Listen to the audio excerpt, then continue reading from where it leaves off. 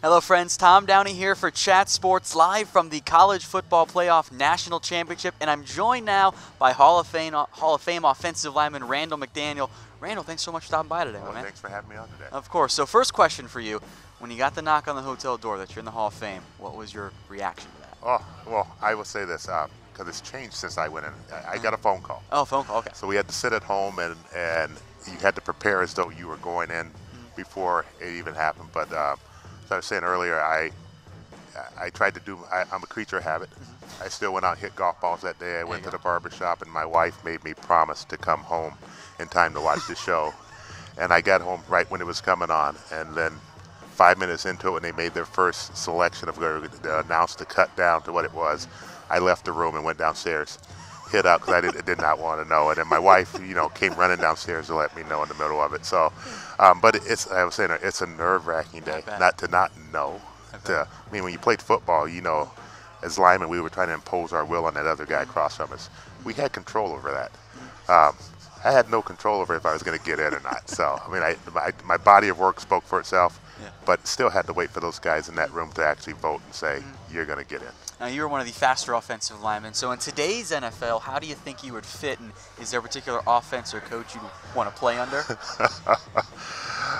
Yeah, you know what? They always thought I was too small when I played back then. My whole thing was I just wanted to play football. It didn't matter where. And everybody thought because I was undersized that I wasn't going to play very long. And I always have this thing, I like to prove people wrong. So 14 years later, there it was, still going on. No, the style of the day, everybody would always say they want to play for the team that wins all the time. Me, as a kid growing up, I was a Raider fan. There was no team in Arizona at that time, so I was an Oakland Raider fan. And so if I go back now and play in today's league today, I'd love to be a Raider and do it all over again. Answer that. That makes sense. All right. So the college football playoff itself, what do you make of these teams' offensive lines, Alabama and Clemson? They both got pretty good lines. They got an overall good team too. I like their defense, because that's what you watch. You watch how the defensive guys play. But they got good running games. Offense is.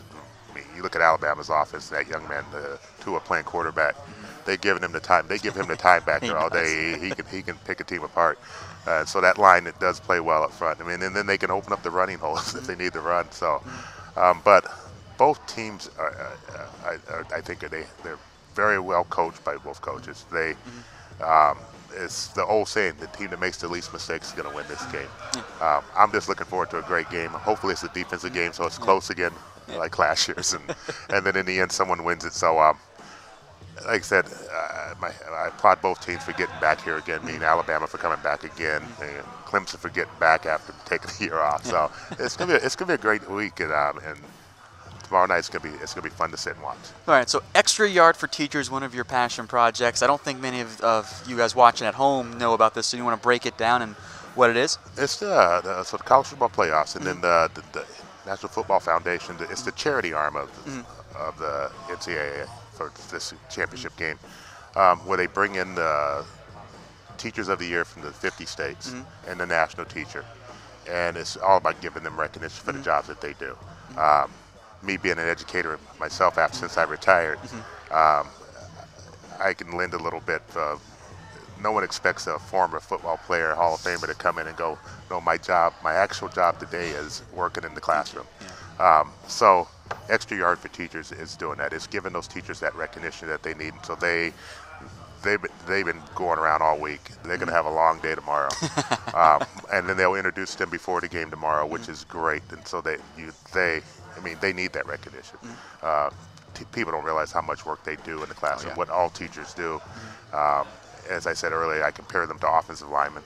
No one knows we're out there if we're doing our job until we make a mistake. That's a good comparison. And the teachers, they're out there, they're busting their butts every day.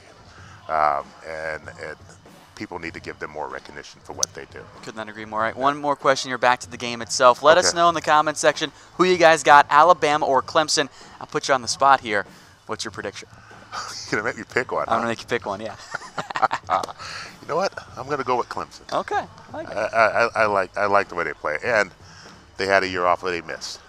And so they got something to prove again when they come back to show that, hey, we had a little down year, so we're back again. So, and Saban needs to wait one more year before he breaks that record.